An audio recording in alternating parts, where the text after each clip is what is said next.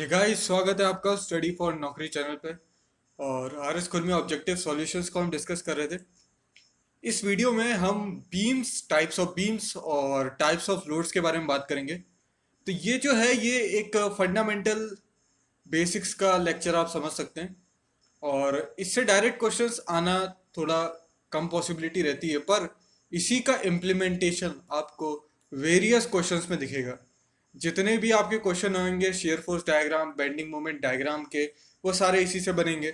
आपकी shear stress, bending stress से जितने क्वेश्चंस आएंगे, सबके कंसेप्ट यहीं से निकलते हैं। आपको बीम्स और लोड समझ में आना चाहिए। तो काफ़ी ज़्यादा इंपॉर्टेंट है ये लेक्चर। अगर आपको इस वीडियो की नोटिफिकेशन वगैरह चाहिए तो आप टेलीग्राम चैनल को ज्वाइन कर सकते हैं। इसके अलावा वीडियो अगर आप और भी चाहते हैं तो चैनल को सब्सक्राइब कर लीजिए, बेल आइकन को प्रेस कर लीजिए। इंजीनियरिंग मटेरियल्स का ये लेक्चर हम ऑलरेडी कवर्स कर चुके हैं। करीबन 16 लेक्चर्स में मैंने इसको 20-20 क्वेश्चन करके कवर किया है। तो आप इन्हें देख सकते हैं। अभी हम स्ट्रेंथ ऑफ मटेरियल पे हैं और जल्दी ही हम पूरी बुक को गो थ्रू करेंगे। पहला क्वेश्चन है, a beam which is fixed at one and and free at other and. तो अगर एक बीम जो ऐसी है जो एक फिक्स्ड है एक एंड से और दूसरी एंड पे फ्री है, तो इस टाइप की जो बीम होती है इसे कहते हैं कैंटिलीवर बीम। यहाँ पे बीम होगा, बीम नहीं होगा, बीम। अब इस कैंटिलीवर बीम में अगर आप लोडिंग कैसी भी करें, आप चाहें यहाँ पे एक पॉइंट लोड लगा दें, आप चाहते हैं तो यहाँ पे यूनिफॉर्मली डिस्ट्रीब्यूटेड लोड लगा दें, आप यहाँ पे यूनिफॉर्मली वेयरिंग लोड लगा दें, कैसा भी आप अगर लोड लगाते हैं, मोस्ट क्रिटिकल सेक्शन जो होता है वो इस फिक्स्ड बीम वाला होता है। जो फिक्स्ड बीम के जस्ट पास में लगा हुआ सेक्शन है, या फिक्स्ड बीम वाला जो एंड है, वो आपका क्रिटिकल सेक्शन होता है, क्योंकि सबसे ज़्यादा बेंडिंग मोमेंट इधर ही मिलेगा आपको, इस सेक्शन पे मिलेगा। तो ये बात आप ध्यान रखें, ये ऑब्जेक्टिव क्वेश्चंस में पूछा भी जा सकता है।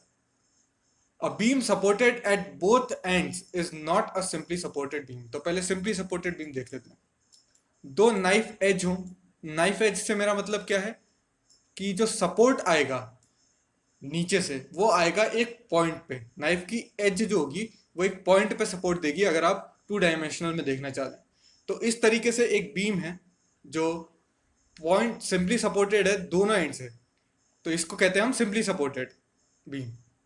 तो अगर एक बीम सपोर्टेड है दोनों एंड से तो वो सिंपली सपोर्टेड बीम नहीं है क्या? तो ये गलत हो जाएगा, फॉल्स हो जाएगा। 128 का बी हो जाएगा।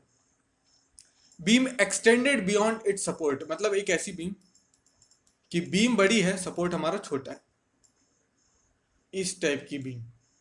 तो इस टाइप की बीम को हम कहते हैं ओवरहैंगिंग बीम। ओवरहैंगिंग क्यों? यहां से ये ओवरहैंग कर रहा है ये दोनों पार्ट। अब ये बीम जो है ये ऐसी भी हो सकती है, यहाँ पे एक साइड का सिर्फ हैंग कर रहा है, दूसरे साइड से सिंपली सपोर्टेड है। ऐसी भी हो सकती है कि लेफ्ट साइड हैंग करे, राइट साइड का देखोगे तो सिंपली सपोर्टेड है। और एक और चीज देखते हैं सिंपली सपोर्टेड के बारे में। यह जो पॉइंट दिख रहा है ना, यहाँ पे कोई मूवमेंट नहीं हो सकता, क्योंकि ये नाइफ के एज से सपोर्ट है। तो यहाँ पे कोई मोमेंट आएगा ना तो वो मोमेंट नहीं दे सकता। सपोर्ट सपोर्ट रिस्ट्रिक्ट नहीं करेगा किसी भी बेंडिंग मूवमेंट को, इस तरीके से भी बोल सकते हैं। ऑन द अदर हैंड अगर फिक्स्ड है, यहाँ पे इस तरीके से फिक्स्ड है, तो यहाँ पे ये जो सपोर्ट है ना, ये इसको बेंडिंग मूवमेंट देगा। अगर ये इस तरीके से बेंडिंग मूवमेंट यहाँ पे एम लगाओगे ना, तो यहाँ से एक उल्टा बेंडिंग मूवमेंट आपको मिलेगा अपोजिट डायरेक्शन में, इस तरीके से देखने को मिलेगा। तो फिक्स सपोर्ट जहाँ पे भी होगा वो आपको एक रिएक्शन देगा मोमेंट को, पर यहां से जो रिएक्शन आएगी वो सिर्फ फोर्स के टर्म्स में आएगी। मोमेंट जो होगा, समेशन ऑफ मोमेंट, वो यहाँ पे जीरो होगा। तो इस बात का भी आप ध्यान रखें। कहीं भी shear force bending moment diagram जब आते हैं और वहां पे सिंपली सपोर्टेड बीम बनी है, तो आप ये जरूर चेक कर लें कि जो हमारा ये जो एंड है, जहाँ पे सपोर्ट वाला एंड है, यहाँ पे बेंडिंग मोमेंट हमेशा जीरो होगा। तो एक आध दो ऑप्शन आप इसमें भी एलिमिनेट कर देंगे, वो हम आगे देखेंगे, क्वेश्चन ऐसे आएंगे तब। A beam encastered at both the end, जैसे हमारी एक कैंटिलीवर बीम होती है जो एक एंड से फिक्स्ड होती है, दूसरे एंड से फ्री होती है। अब इसका अगर मैं दूसरा एंड भी फिक्स्ड कर दूं तो उसे मैं बोलूंगा फिक्स्ड बीम। बीम जिसका एक से ज्यादा सपोर्ट हो, यानी कि दो से ज्यादा सपोर्ट हो, इस टाइप से एक बीम है। इस टाइप की से बीम आपको ब्रिजेस वगैरह में दिख जाएंगी, ऐसे जगह दिख जाएंगी। तो इस टाइप की बीम को हम कहते हैं कंटिन्यूअस बीम। घर के अंदर भी आपको दिख जाएंगी, कोई दिक्कत नहीं। Continuous beam. A cantilever beam is one in which, cantilever beam जो होती है जो एक एंड पे फिक्स्ड होती है और अनदर एंड पे फ्री है।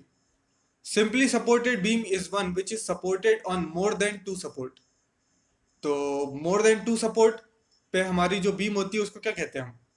Continuous beam. ओ, तो वो सिंपली सपोर्ट नहीं होगी, हमारा 133 का बी हो जाएगा। Overhang beam must overhang on both the side, तो ऐसा जरूरी नहीं है, दोनों साइड भी हो सकती है, सिर्फ एक साइड भी हो सकती है, तो ये रॉन्ग है। A fixed beam is one which is fixed, तो जो फिक्स्ड बीम होती है जैसे मैंने आपको दिखाया था, जो फिक्स्ड बीम है ये दोनों एंड से फिक्स्ड रहेगी, तो both the ends. A continuous beam is one win in which, तो एक कंटिन्यूस बीम जो होती है उसमें मोर देन वन सपोर्ट होगी, मोर देन टू सपोर्ट्स होंगे, तो सी ऑप्शन आपका करेक्ट होगा। Fixed at both the end, तो इसको बोल देंगे fixed beam. Fixed at one end free at other end, cantilever. Support at more than two, तो ये हो जाएगा कंटिन्यूस। और एक्सटेंड बियॉन्ड सपोर्ट, ये हो जाएगी हमारी ओवरहैंगिंग। ओवरहैंगिंग एक साइड भी हो सकती है, दोनों साइड भी हो सकती है। अब कॉन्सेंट्रेटेड लोड क्या होता है?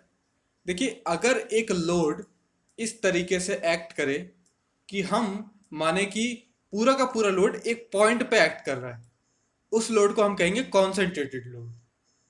आप जनरल सेंस में भी समझ सकते हैं कि कॉन्सेंट्रेटेड लोड मतलब एक पॉइंट पे पूरा का पूरा कॉन्सेंट्रेटेड है। एक लोड ऐसा भी हो सकता है जो डिस्ट्रीब्यूटेड हो, ऐसा। ठीक है, मतलब एक आदमी यहाँ पे पूरे इस पे लेट गया इस तरीके से, और ग्रैंड मास्टर शिफू जी को अगर आपने देखा हो, एक उंगली पे वो खड़े हो जाते हैं, तो वो ऐसे कुछ इस तरीके से, ये शिफू जी खड़े हैं दूसरा हाथ ऐसे लेके, तो ये जो हो गया इनने दे दी यहाँ पे पॉइंट लोड। इसे पॉइंट लोड भी कहते हैं, कॉन्सेंट्रेटेड लोड भी कहते हैं।